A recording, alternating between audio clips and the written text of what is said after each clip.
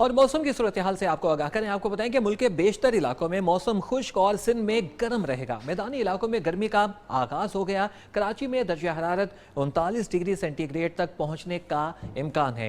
بعض بالائی علاقوں میں بارش اور سرد موسم برقرار. اس دور میں برف باری سے درجہ حرارت -3 ڈگری سینٹی گریڈ تک گر گیا ہے.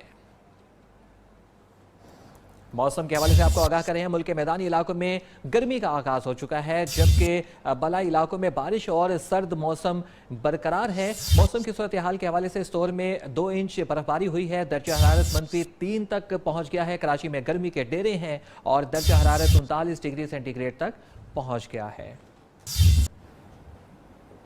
وادی سوات میں ہر سو بہار کے رنگ بکھر گئے ہیں. دن کے اوقات میں چمکتی دھوپ نے وادی کے حسن کو 4 چاند لگا دیے جبکہ رات کے اوقات میں خنکی برقرار ہے. خوشگوار موسم سے لطف اندوز ہونے کے لیے سیاحوں کی بڑی تعداد سوات پہنچی ہے. مزید جانیں کہ اپنے نمائندے بہار علی سے.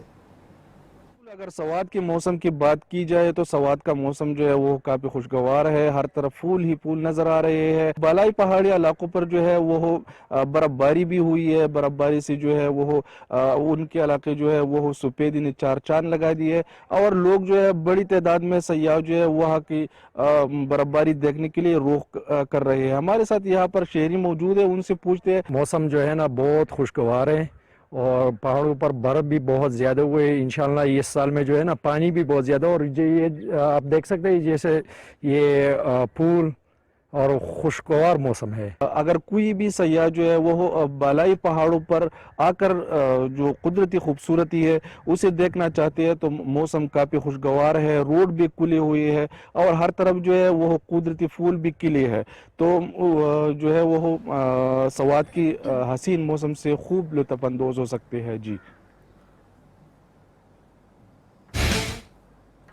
کینگروز کا ایک اور وار شاہین بے یارو مددگار. گرین شرٹس 1-1 کر کے 5 میچز ہار گئے. آخری ون ڈے میں پاکستانی بالرز ایک بار پھر پوری مہمان ٹیم کو آؤٹ کرنے میں ناکام رہے. 325 رنز کے تعاقب میں گرین شرٹس 307 رنز بنا پائی جبکہ حارث سہیل کے 130 رنز رائگاں گئے. شان مسعود کی 50 بھی